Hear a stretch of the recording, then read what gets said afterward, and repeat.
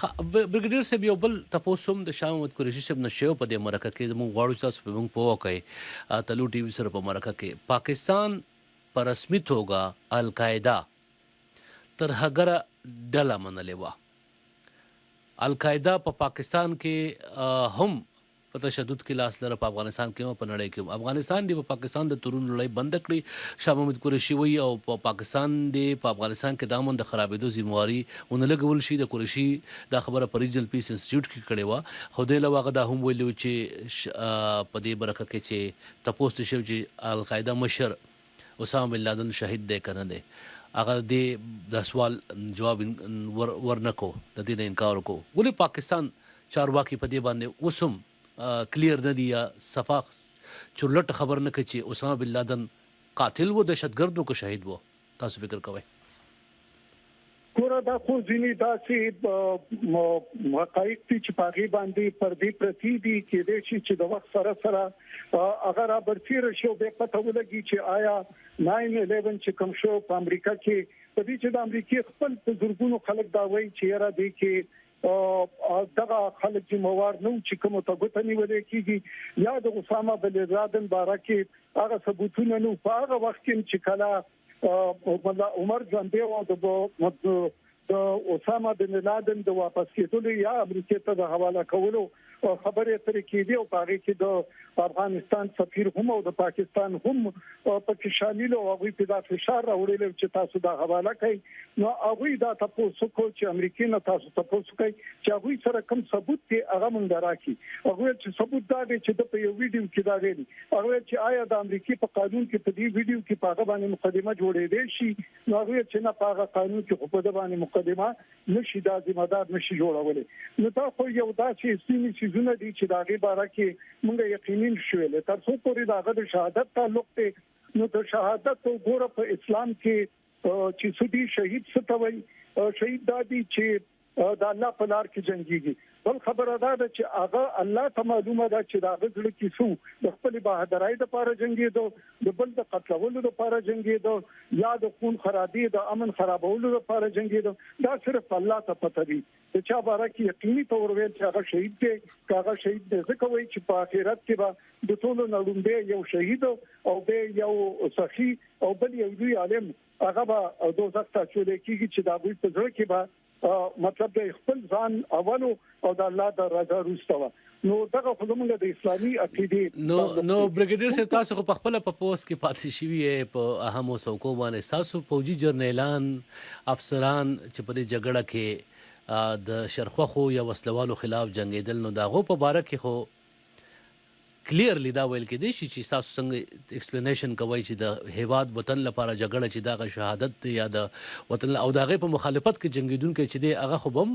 قاتل منل کېږي بیا د پاکستان په کتابونو کې د پوز په کتابونو کې اسامه بن لادن طالبان او د پاکستان د پوز د دې خلاف جنگیدل دي یقیني خبره ده ګوره چې په دې کې دغه دي چې کوم په ملک کې هم کومه مسلمان فریق دي او پاغي کې یو په حق باندې وی په حق باندې وی نو هغه کې ضروري خبره چې الله تعالی به هغه شهیدي سببي چې کوم په حق باندې وي او لیکن چې کوم جنگي دي هغه خودوړه ځان ته په حق باندې وي چې زه په حق ایبه ځکه کاغه عقیده سوچ خراب وي هغه بل خبره په دې کې دوی خلک چې کوم دي چې کوم جنگول کې دي هغه دغه د لاندې خلکو ذمہ دار دي چې آیا هغه د صحیح مقصد لپاره جنگوي او کنه هغه د خپل مقصد لپاره یا د بل چا مقصد لپاره هغه جنگلې ودی کیږي دا خو یو ډیر علمي بحث ته په دې کې دوی عالمان په دې کې مطلب د اقتصادي او ثقافت جواب د نه راوته ځکه چې دنیا کې تر اوسه پورې تدارکای لا تعریف هم نه دی شوی ټول آزاد نه لای چې کومه د یاد دین علاوه د اقوام متحده په کتابونو کې بل ځکه هم د ترګرای تعریف لا تر اوسه نه دی شوی د ترګرای تعریف خو شوی نه او بخې سید نذیر صاحب نه سید نذیر صاحب د ترګرای تعریف خو شوی دی بيخي اخکارا او سکوت دی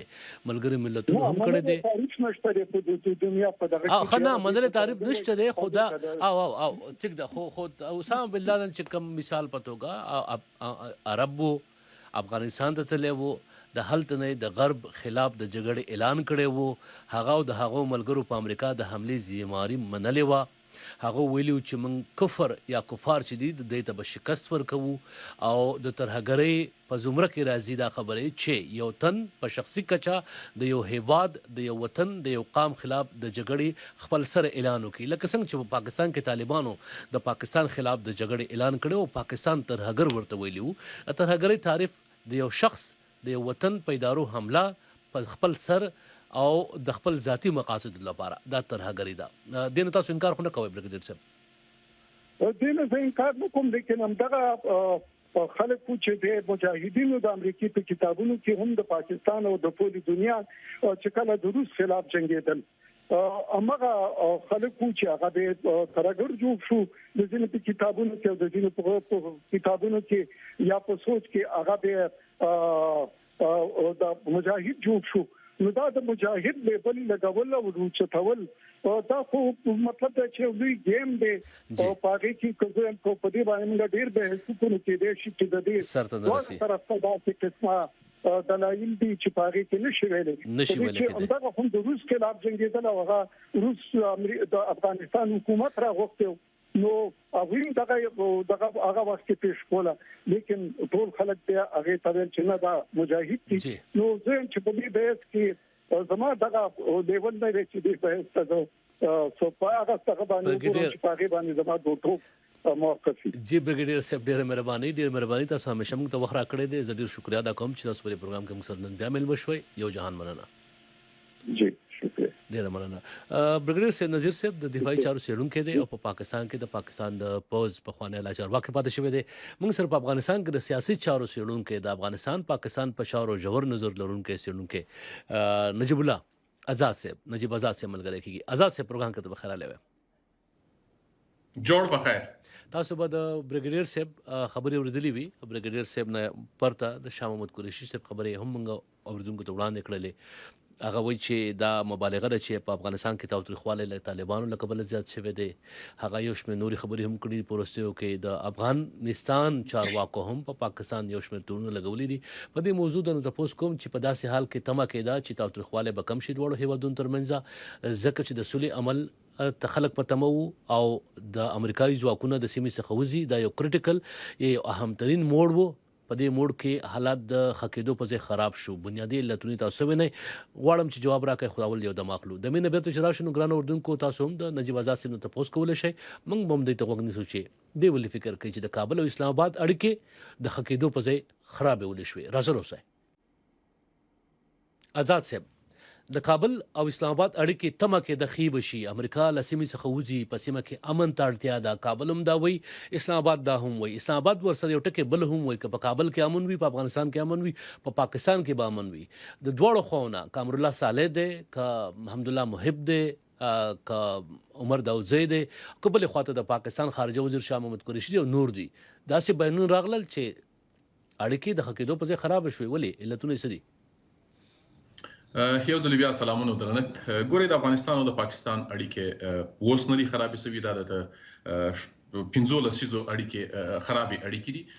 افغانستان په تیر کې په عملی ډول هم څو ځله هڅه وکړه چې دا اړیکې ښې شي. هغه تړونونه چې دواړو هیوادونو ترمنځ وسوله، هغه په دوه اړخیزه ناستو کې وو، هغه په درې اړخیزه ناستو کې وو، هغه په یو کې کې په 2019 کې او همدارنګه هغه په د ایشیا زړه په ناستو کې وو یا په شنګهای کې وو. دلته افغانستان هغه ترهګر چې پاکستان ځان ته ترهګر بلل چې دغه وړاندې جنگیدل، هغه ونیول سوله، هغه وځپل سوله، دغه وړاندې عملیاتونه وسول، پوځي عملیاتونه وسول. لیکن پاکستان تل هغه څه چې د ظاهرا په پیپر باندې لیکلي دي، هغه څه چې د ظاهرا وایي، هغه د عمل سره یو سوراتي ډیګري هغه د په ټکر کې دي. د خاغلی شاه محمود قریشي مرکه ډیره ان پروفیشنل و، ډیره غیر مسلکي و. هغه نه یوازې چې د ډیرو لوی حقایقو دغه حقایقونه چې دوی په خپل اعتراف کړی دي، دغه حقایقونه چې د پاکستان لومړی وزیر په پارلمان کې د پاکستان پارلمان کې دا وایي چې اسامه بن لادن شهید وو دا خبره نشوي تکرارولای. بحث دلته دا دی چې اوس ولې اړیکې یا یو په بل تورونه ولګېدل. افغانستان او پاکستان باندې هیڅ کله تور نه دی لګولې، بلکې د اسنادو په اساس باندې، او نه یوازې چې افغانستان دا خبره کړې، نړیوالو دا خبره کړې. موږ وینو چې نن سبا د پاکستان پخوانی سفیر حسین حقانی هم دا خبرې په امریکا کې یا د کینیډا سفیر په افغانستان کې هم دا خبرې کوي. د دې ترڅنګ پاکستانی چارواکو په تیر څو واره ویلي دي، او د ځینې مسایل نه چې د خپل مرکه کې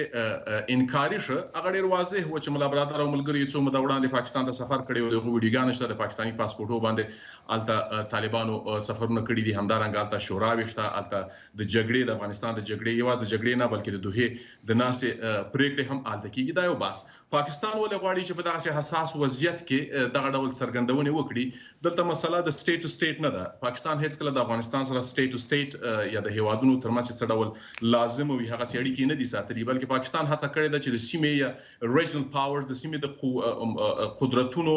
ملاتړ د ځان سره ولري، یا بیا د متحده ایالاتونو یا د امریکای سره هغه لوبه ولوبوي چې د دې ته ډیره امتیاز واخلي، چې هغه د سایکلون پروجیکټ نه په دې واخیستل شوی دی. او د کله چې په طالبانو باندې برید کیږي، امریکایان برید کوي، په دې وخت کې هم پاکستان د مشرف واقع شغه सबसे पहले پاکستان هغه سلوګان هم چراغي هغه مهال $11.2 بلین دی واخیستل، هغه په پیکیج کې مو په نظامی مرستو کې هم وو. نو پاکستان د سیمې د قدرتونو د لوبو د پاره د خپل لوبو دومره امپورټنت کوي چې د افغانستان سره د سټیټ ټو سټیټ اړیکې اصلا لري. دا چې افغانستان او پاکستان باندې ولې په دې حساس وخت کې که څه هم تورونه نه دي، واقعیتونه دي، ولې دا خبره کوي په افغانستان ته ډیر زیات مجبور شوی دی. ځکه په ټولو ناسو کې ژمنه دا وشوله چې پاکستان به د افغانستان د سولې پروسس کې ډیره مرسته کوي. د دوه په ناسه کې پاکستان دا ناسته مینج کړه، او دا خپل شاه محمود قریشي په خپل مرکه کې وایي چې تسهیل یا فیسیلیټیشن پاکستان کړی دی، چې کله فیسیلیټیټ کولای شي مجلس په یا ناسه د په دې معنی چې ډیر زیات اثر رسوخ لري. اما دا اثر رسوخ څخه د مثبت ګټې لپاره، البته د افغانستان لپاره هغه استفاده ونه شوله. افغانستان په هر سټیج باندې دا هڅه کړې ده چې د پاکستان سره اړیکې ښې کړي، او هغه موارد ډېر ښکاره دي چې د پاکستان په وړاندې افغانستان لري. لکه پاکستان آزاد صاحب د شاه محمود قریشي دا خبره په کابل کې څنګه اوریدل شو چې اب کابل کوشش کوي چې د قربانۍ ګډوره کم ته سکیپ ګوټ ویلي دي، پاکستان د قربانۍ ګډوره جوړ کړي ځکه چې د خپلو ناکامیو ذمہواری په اسلام آباد ورواړوي. په دې کې هیڅ شک نشته چې په تیر 500 کلونو جګړه کې تر ټولو ډیر هغه پړه چې د خپل افغانان لري، هغه ځکه چې هم د دې چې ابزار شوی دي یا د نور د لپاره سورسز او ریسورسز و چې جنگیدل دي. دا یو باسمه پولیټیکلی او ګلوبلی او د یو ان کنونشنز لمخې هیوادونه چې کوم مسولیت لري، هغه مسولیتونه پاکستان ته ځکه ډیر وراوړي چې موږ د ډاکټر نجیب رژیم د سقوط نه را پدې خو هم هغه تنظیمونه چې په افغانستان کې وجنګیدل، هغه د افغانستان جګړه د پاکستان امن یا د پاکستان دفاع په نامه باندې، او همدارنګه بیا طالبان چې دغه ځای راغله، بیا چې د جګړه نن شدت سو په کابل کې د نوموړي د دې خبرو ته سرګوندو کې، یعنی په ټوله کې له ټولو مسولیتونو څخه ځان استل دي، او د ټولو مسولیتونو څخه ځکه ځان نشي استلای چې هغه پاکستان په مستقیم ډول په افغانستان کې ځکه ښکېل دی چې دای په خپل یعنی شاه محمود قریشي په خپل مرکه کې په وار د طالبانو استازیتوب وکړ. حال دا چې د طالبانو استازیتوب دته لازم ځکه نه و چې عملاً دا جګړه کوي او ادعا لري، ویډیوګانې خبروي چې موږ ډیسټریکټ یا ولسوالۍ سقوط کړي دي، او دای دلته وایي چې نه دلته دا ټوله جګړه طالبان په مخ نه وړي. نو په ټوله کې دوه خبرې دي، یو هغه پولیټیکل ډیپث په هغه کې نو په خبرو کې نو د سیاسي بصیرت باندې دلالت کوي چې دای هغه ډول چې ډیپلوماټ باید خبري وکړي، د بهرنیو چارو وزیر باید خبري وکړي، هغه د ټون ډیر زیات ملټری ټون ولکه یو پوزي چې خبري کوي، او دا ظرفیت یا د ټیلنټ مسله ده. او بل بحث دا چې د هڅه وکړه چې ځان دې برکې نو باسي خو ناکام شو. یو تاسو زه هم کوم تاسو نه څنګه چې د شاه محمود قریشي ته تاسو شو چې اسامه بن لادن شهید دی قاتل، هغه دغه جواب دا ویل چې د عمران خان خبره چې دا آوټ اف کنټیسټ یعنی سیاق او سبق نه بیرته غسل شي، بیا دغه نه چې کله تاسو شو نه غوي چې د سوال جواب نه ورکوم. کابل کې په افغان چارواکو کې په لوړ رتبه زه د ولس خبر نه کوم، لوړ رتبه افغان چارواکو کې فوزي دي که انتظامی دي که حکومتي دي. مولا عمر قاتلو کو شهید دی دی باندې کلیر دی، کابل څومره کلیر دی؟ زه غواړم زموږ لیدونکو په خبر کړئ. ګورئ د افغان ګورنمنت چې کوم سټینس دی کوم موقف دی د ملا عمر په حق باندې کله چې د ملا عمر د ټوله هغه فکر سره جنگيږي نو د کابل د پاره د افغان ګورنمنت لپاره د افغان ګورنمنت په پالیسي کې هغه مطلقاً قاتل دی ځکه چې دغه فکر سره نن هم جنگيږي یعنی د افغانستان سیاسي موقف دغه دی او د القاعده د مشر اسامه بن لادن په اړه څه موقف دی؟ ګورې د افغانستان کوم آئین چې د کانسټیټیوشن چې د هغه د حنفي فقه پر رڼا کې جوړ شوی دی څلور سره فقه جعفری فقه حنفي فقه مالکی او شافعي او حنبلي فقه همدارنګه یو ان چارټر د یو ان کنونشنز هیومن رائټس آی سی سی پی آر یو ان ډي چې ار دا کنونشنز دي چې ټول تقریبا ټول هیوادونه یو دوه درې هیوادونه به ډیکټیټر یا لکه شمالي کوریا داسې هیوادونه به غړیتوب نه لري ټول نړۍ په دې باور ده او د ترهګر تعریف شوی دی خپل اسلام د اسلام حکم ډیر واضح دی کغه په حنفي فقه کې مالکی کې شافعي کې حنبلي کې او جعفری کې وي د حنفي فقه پر رڼا کې د افغانستان کانسټیټیوشن جوړ شوی دی اسامه بن لادن نه یوازې چې قاتل وو هغه ټیرریست وو هغه هیومنیټي انسانیت ته بشریت ته ګواښ وو او دا د اسلام د تعریف لمخې د افغانستان د عرفونو لمخې او د انټرنیشنل کنونشنز لمخې د پولیټیکل ساينس لمخې او د نړیوال عرفونو لمخې دا تعریف شوی دی دا تعریف افغان ګورنمنت خپل نه راوړی هم د افغان ګورنمنت لپاره د افغانستان د اساسي قانون همدارنګه د افغانستان د جزا کوډ یا هغه پینل کوډ چې ورته ویل کیږي په هغه کې دغه کړنې کې د ملا عمر وی کې د اسامه بن لادن وی کې د داعشیانو دي د هر چا چې دي دا قاتلین دي او د دې تعریف د ترهګر تعریف د افغانستان قوانینو کې ډیر واضح راغلي دي نجیب آزاد صاحب کله چې د پاکستان وزیر اعظم په ایوان کې بیا شاه محمد قریشي د تلو سره په مرکه کې د اسامه بن لادن د شهادت په حق خړ جواب ورکړ خړ جواب نه مراد دا چې ښکارې ونه ور چې قاتل دی که شهید دی یعنی د خبره ښکارا نه کوي او ما په دې باندې د پاکستان د پوځي چارو دفاعي چارو څیړونکي محترم سید نذیر صاحب نن پوښتنه وکړه نو کابل دې ته څنګه ګوري چې پاکستان وسم القاعده د مشر اسامه بن لادن په اړه سکوت او صفا خبره نه کوي چې هغه شهید وو که قاتل وو ګوره کابل خو د اسامه بن لادن په حق باندې د پاکستان د دریس په حق باندې په خو هم ډیر واضح موقف څخه لاره چې کله چې د ټیرریزم په وړاندې یا وار اگینست ټیرریزم یا د ترهګرۍ په وړاندې باندې مبارزې بحث راځي او نړیوال کنونشنز د نړیوال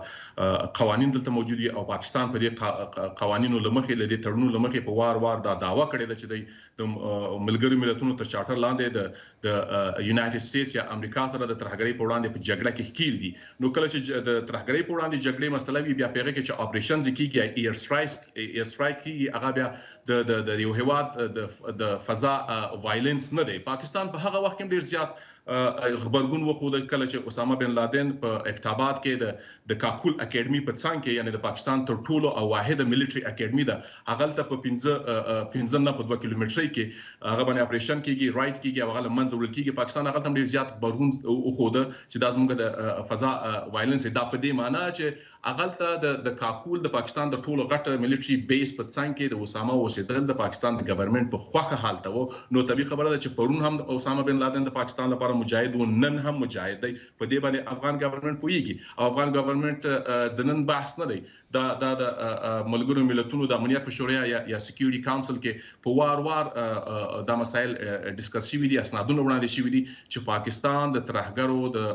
د ملاتړ د سپورټ د ساتنې د روزنې هډه ده الته پټم ځایونه نه بلکې ښکارا ځایونه دي او د شاه محمود قریشي لدې او تازه مرکه او څرګندون څخه دا خبره ډیره واضح شوه دا څه نوې خبره هم نه و آزاد صاحب ډیره زیاته مننه چې ماته مخ راکړو د تاسو محترم آزاد صاحب د کابل څخه موږ سره ملګری شو او د کابل کې څه نظر کیږي د هغه شاه محمود قریشي د مرکې نه وروسته او وړاندې څه نظر وو په هغې باندې